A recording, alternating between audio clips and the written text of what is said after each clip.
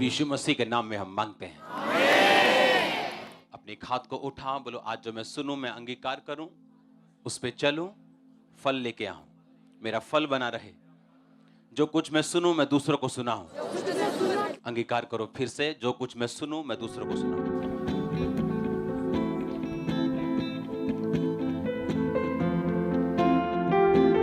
प्रभु यीशु मसीह के नाम में हम मांगते हैं। स्वागत है यीशु मसीह की प्रेजेंस में। आप सेम वापस नहीं जा रहे। हालेलुया। अपने पड़ोसी को बोलो वचन को पकड़, क्योंकि वचन को बिना पकड़े तू वचन को पूरा होते हुए नहीं देख सकता। हालेलुया। आप जानते हैं बाइबल में जितने भी वर्ड्स लिखे वो कभी भी अपने आप पूरे नहीं होते। इसीलिए जब आप सूची पढ़ते हैं गिफ्ट्स की, होली स्पिरिट के वरदानों की, जब आप सूची पढ़ते हैं, उसकी जब ध्यान से पढ़ते हैं, उसमें लिखा वर्किंग आउट ऑफ मिरेकल्स, यानी जितने मिरेकल्स होंगे उनके लिए तुम्हें वर्कआउट करना पड़ेगा। कैसे? अगर एलीशा ने उस विधवा को बोला कि जब उसने कहा कि मेरे घर में कुछ नहीं है और मेरा पति कर्जे में था, अब वो मर गया, अब मेरे बच्चों को लेने के लिए आए, उन्हें सर्वेंट बनाने के लिए, नौकर बनाने के लिए, तो उसने कहा था तेरे पास क्या है? उसने कहा था थोड़ा सा तेल। उसने कहा जाके सारे अपने पड़ोसियों के खाली बर्तन मांग ला और बर्तन थोड़े मत लाना, और जब वो बर्तन तेरे पास आ जाएं उस थोड़े तेल को उंडेलना और वो सारा बर्तन भर जाएंगे और उसको बेच के तू अपना कर्जा उतारना। हालेलुया।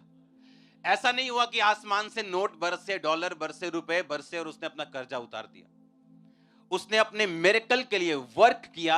वर्क कौन सा? हमारे अपनी ताकत से नहीं, अपनी बुद्धि से नहीं, अपने दिमाग से नहीं। जो कुछ परमेश्वर के दास ने कहा था, जो वर्ड आया था प्रभु से, उस पे एग्जैक्ट चल के उसने अपने कर्जे से बाहर आने में अपने बच्चों की सहायता की, उनको नौकर बनने से रोकने में। आप समझ रहे मेरी बात को?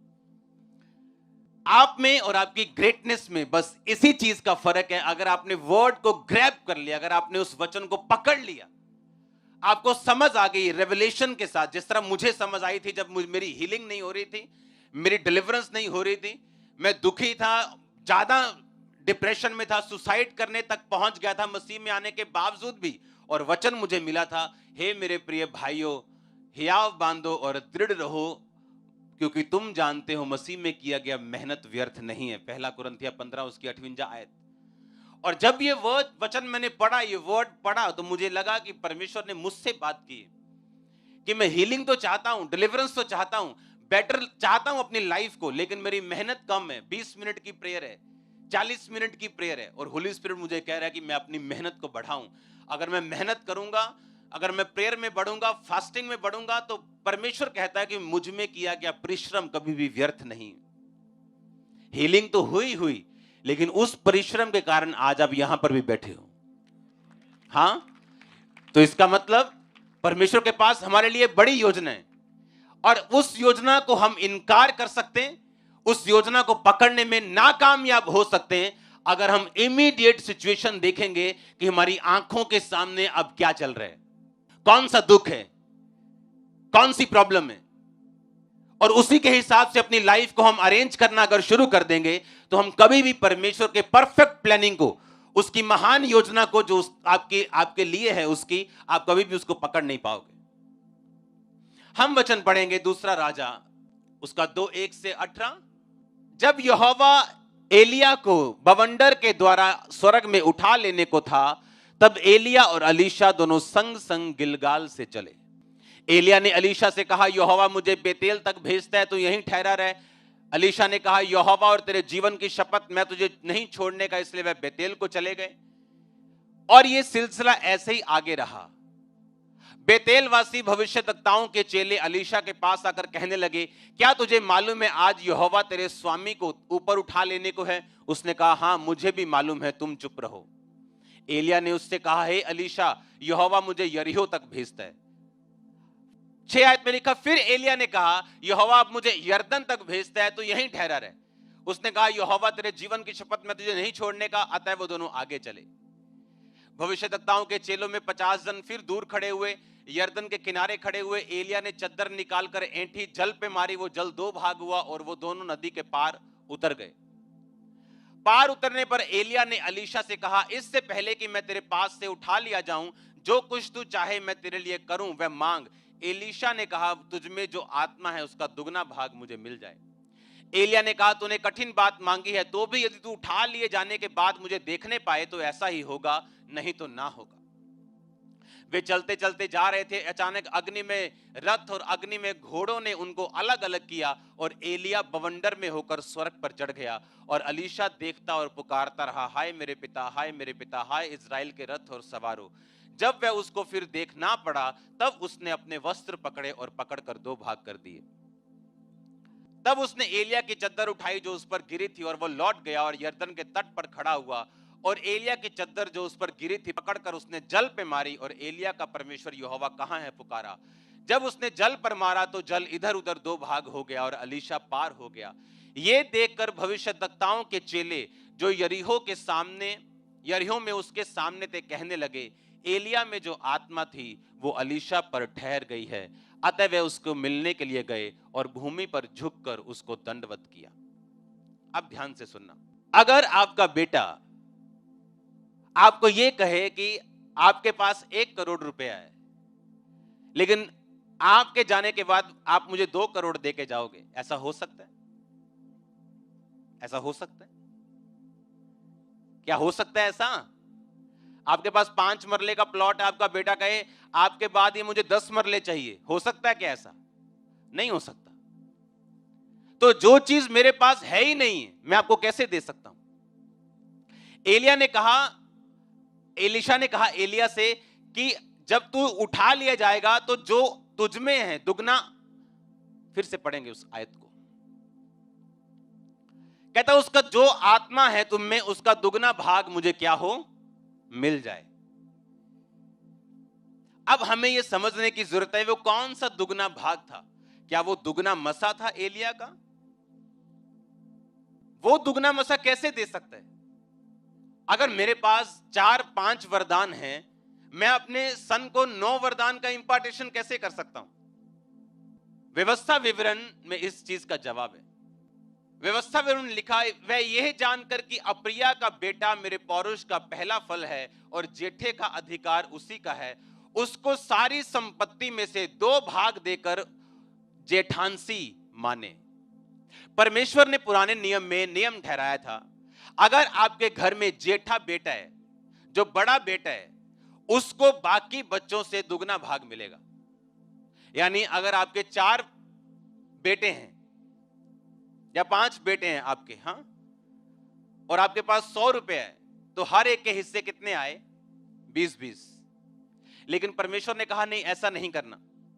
अगर तुम्हारे 5 बेटे हैं तो तुम 6 भाग करना 100 रुपए के, यानी 17 से थोड़ा कम, 16 रुपए कुछ पैसे, और उसके 6 भाग करना, 2 भाग पहले बेटे को दे देना, यानी 33 रुपए कुछ पैसे पहले बेटे को दे देना, और बाकी को 16-16 रुपए तुम दे देना।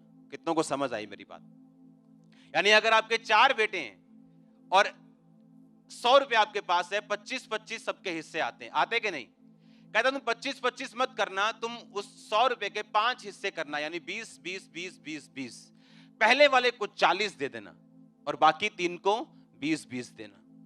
यह हुक्म था परमेश्वर का कि जो जेठा बेटा हो वो बाकियों से दुगना भाग पाए। अब अगर आप ध्यान से पढ़ें, अलीशा जो था उसके पास 50 चेले आए, एलिया के और भी चेले थे, उसका प्रोफेटिक स्कूल था उसका, जहां उसके वो साथ रहते थे, उसकी चीजों को पूरा करते थे, काम को पूरा करते थे। उन सबको मालूम था कि एलिया आज जीवित स्वर्ग पे चढ़ाए जाने वाला है, क्योंकि उस प्रोफेटिक अनॉइंटिंग के कारण जो एलिया के ऊपर थी, सब में वो मसा काम करता था। और सब एलीशा के पास आके बोलते हैं, ए तुझे पता है आज तेरा गुरु स्वर्ग पे जाने वाला है? कहता चुप करो, मुझे मालूम है। इसमें मैं कहना क्या चाहता हूं, एलीशा ने क्लेम किया कि मैं तुम्हारा बड़ा बेटा हूं। बड़ा बेटा वो था नहीं, कोई और चेला भी पुराना हो सकता था उसके ग्रुप में, जो उससे 20 साल से जुड़ा हो, और एलिया भी 4 साल से जुड़ा हो, अलीशा भी 4 साल से जुड़ा हो, एलिया का 20 साल पुराना चेला हो, और अलीशा भी 4 साल से आया। पर अलीशा ने अपने कर्मों से, आप समझ रहे मेरी बात, कि एलिया के पास रहना पॉसिबल नहीं था, उसके पास रहना बड़ा मुश्किल था। चेले डरते थे उससे और इसलिए वो उसके पास नहीं रहना चाहते थे। पर जो अलीशा था, उसके हाथों और पांव को वो धुलाता था और लोगों में मशहूर था कि ये वाला अलीशा, ये वाला जो छोटा सा चेला है ना, ये हाथ पैर धुलाता है, जो छोटा काम करता है। लेकिन बाकी जो चेले थे उन सबको ये नॉलेज थी, प्रोफेटिकली नॉलेज थी कि हमारे गुरु ने, हमारे फादर ने आज स्वर्ग पे चढ़ाए जाना है। लेकिन किसी के पास भी इतनी ताकत नहीं थी और इतना हियाव नहीं था कि वो एलिया को बोल सके कि मैं तेरा जेठा हूं, क्योंकि जेठा एक ही होता है। आप समझ रहे मेरी बात। और एलिया जो था वो रिजेक्ट करता था लोगों को। उसने कहा एलीशा भाग जा यहां से, मैं बेतेल तक जा रहा हूं, मुझे तो तेरी जरूरत नहीं, चला जा। और एलीशा भी बोलता था अच्छा हाँ साल हो गया मैंने हाथ पैर तो आंदे हूं लोड़ नहीं है, चलो ठीक है, फिर अहीं भी बाकी आना मिल जाने भी तो बैठे ही है पे आ जाने। पर उसने कहा यहोवा की शपथ, तेरी शपथ, मैं तेरे साथ हूं। एलिया ने फिर रिजेक्ट किया। अब यहोवा मुझे यरीहो तक भेजता है, भाग जा यहां से, नहीं। अब यहोवा मुझे यरदन तक भेजता है, नहीं, मैं तेरे साथ ही हूं। अच्छा बता तुझे क्या चाहिए। उसने कहा अब मुझे दुगना भाग चाहिए, डबल पोर्शन चाहिए मुझे, मैं जेठा होने को क्लेम करता हूं। कितने मेरी बात को समझ रहे हैं। अगर आप यहां बैठे हैं और वचन के ऊपर आपने क्लेम नहीं किया, आपने फाइट नहीं की, आपने अपने आप को दिखाया नहीं, आप उन्हीं 50 चेलों की तरह खाली रह सकते हैं और कोई एलीशा अपनी गवाही देके चला जाएगा। आप समझ रहे मेरी बात। मैं हीलिंग चाहता हूं, मैं चाहता हूं मेरा बेटा नशा छोड़ दे, मैं चाहता हूं मेरा फाइनेंस बढ़ जाए। अच्छा फाइनेंस बढ़ जाए, कभी टाइथ दिया? नहीं। स्पेशल बीजों को बोया? नहीं। हेल्प करते हो किसी की? नहीं। तुम उन्हीं 50 में से हो जिनको मालूम था एलिया जाने वाला है, पर कभी पीछा नहीं किया। तुम उन 50 में से हो। पर जो अलीशा था वो वचन पे क्लेम कर रहा था, उस पे प्राइस पे कर रहा था। प्राइस क्या था? दुखी होके भी वो उसका पीछा कर रहा था, रिजेक्ट होने के बावजूद वो उसका पीछा कर रहा था। क्योंकि आत्मा में कोई भी जेठा नहीं था। आत्मा में आप फॉलो करके जेठा बनते हो। आप समझ रहे हो? हां, जेठा मतलब जिम्मेवारी, जिम्मेवारी, ज्यादा काम। मोस्टली जो घरों के जेठे हैं उनकी कंप्लेंट होती मेरे मम्मी डैडी छोटे से ज्यादा प्यार करते हैं। होती कि नहीं? वो क्यों? क्योंकि जेठा एक जिम्मेवारी वाला पद है जो खुदा ने उनको दिया होता है। और जेठे को पावर भी ज्यादा थी, प्रॉपर्टी भी ज्यादा थी। और आप सभी को जय मसीह की दोस्तों, मेरा नाम है रोहित कुमार। आप देख रहे हैं सच्ची और भक्ति चैनल में आप सभी का स्वागत करता हूं। दोस्तों आप सभी लोगों ने वीडियो के पहले देखा होगा अंकुर नरूला जी की प्रार्थनाएं। दोस्तों अंकुर नरूला जी की प्रार्थनाएं आपने देखा होगा। वो एक प्रॉफिट हैं, मानी कि वो एक परमेश्वर के दास हैं। दोस्तों वो परमेश्वर के दास के नाते आज हमारे जितने मसीह लोग हैं, जितने नए विश्वासी लोग हैं और जितने विश्वासी लोग हैं, सभी लोगों को वो रास्ता दिखाते हैं ताकि आप लोग प्रभु के वचन को आगे बढ़ा सकें। वो हमेशा प्रभु के वचन को आगे बढ़ाते हैं ताकि हम लोग अपने जीवन में निराश और हताश और हमारे जीवन में बहुत सारी जो प्रॉब्लमें हैं, जो चिंताएं हैं, जो दुख और मुसीबतें हैं, वो सब दूर हो जाए।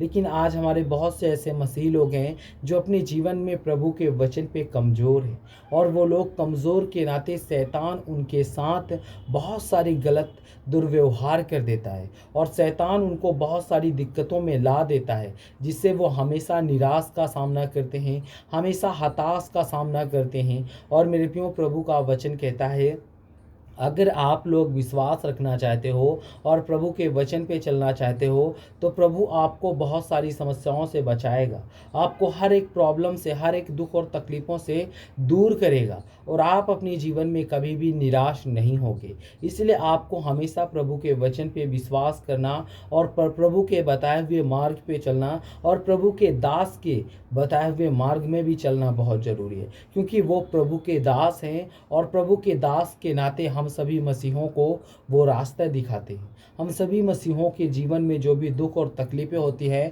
वो परमेश्वर के द्वारा वो चंगे भी करते हैं।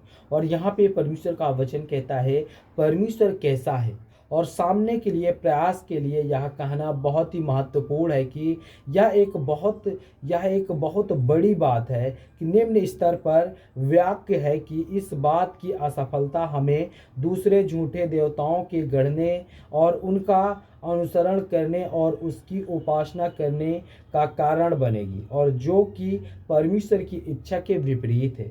यहाँ पे परमेश्वर कहता है कि बहुत से ऐसे मसीह लोग हैं जो परमेश्वर ने अपने बारे में प्रकट करने के लिए जो कुछ चुना है केवल उसे ही जाना जा सकता है, और परमेश्वर के विशेषताओं या गुणों से अधिक ज्योति की, जिसका अर्थ यह है कि वह अपने बारे में जानकारी को स्वयं प्रकट करता है। यानी कि परमेश्वर जो है वो अपने बारे में जितनी भी जानकारी होती है वो स्वयं खुद प्रकट करता है, ताकि हम लोग अपने जीवन में जो भी समस्याएं होंगी, जो भी दिक्कतें होती हैं, वो सारी दिक्कतें वो परमेश्वर के द्वारा दूर हो जाए।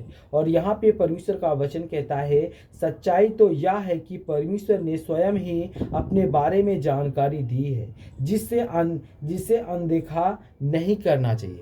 यहाँ पे प्रभु का वचन कहता है कि परमेश्वर ने अपने बारे में स्वयं ही जानकारी दी है, इसलिए दी है ताकि हम लोग अपने जीवन में सारी जानकारी को जान सकें और प्रभु के वचन के तहत पहचान सकें और प्रभु के बताए हुए मार्ग पे अपने जीवन को व्यतीत कर सकें। परमेश्वर कहता है कि मैंने अपने बारे में स्वयं ही जानकारी तुमको दी है और इस बात को आप लोगों को अनदेखा नहीं करना चाहिए। और परमेश्वर का वचन कहता है सृष्टि बाइबल और शब्द यीशु मसीह जो देहधारी हुआ है, इससे जानने में हमारी सहायता करेगा कि परमेश्वर कैसा है। यहाँ पे बताया जाता है कि प्रभु का वचन कहता है कि यहाँ पे जो देहधारी हुआ है उसने जानने में हमारी सहायता करेगा कि परमेश्वर सच्चा कौन है जी। क्योंकि बहुत से ऐसे लोग हैं जो आज अपने जीवन में इस बात को सोचते हैं कि सच्चा परमेश्वर की कौन है हमारा, बहुत सी ज़्यादा कंफ्यूज में रहते हैं और इस बात को हमेशा वो सोचते रहते हैं कि हमारा प्रभु कौन है। और परमेश्वर कहता है कि मैं अपरिवर्तनीय हूँ, अर्थात यह कभी बदलता नहीं है। इसका मतलब यह है कि परमेश्वर पूर्ण रूप से विश्वसनीय और भरोसेमंद है। यहाँ पे प्रभु का वचन के द्वारा बताया जाता है कि परमेश्वर अपने बारे में खुद बताया है कि मैं एक अपरिवर्तनीय हूँ, यानी कि मैं कभी भी बदल नहीं सकता हूँ, अर्थात वो परमेश्वर है। और परमेश्वर कहता है कि इसका मतलब है कि परमेश्वर पूर्ण रूप से विश्वसनीय है और भरोसेमंद है, और वो हमें परमेश्वर पर भरोसा रखना बहुत ज़रूरी है। यह हमारे लिए बहुत ही इम्पोर्टेंट है। जितने मेरे मसीह भाई बहन हैं आप सभी को जय मसीह की दोस्तों। God bless you all of you, आमीन। नेक्स्ट वीडियो मिलता हूँ दोस्तों।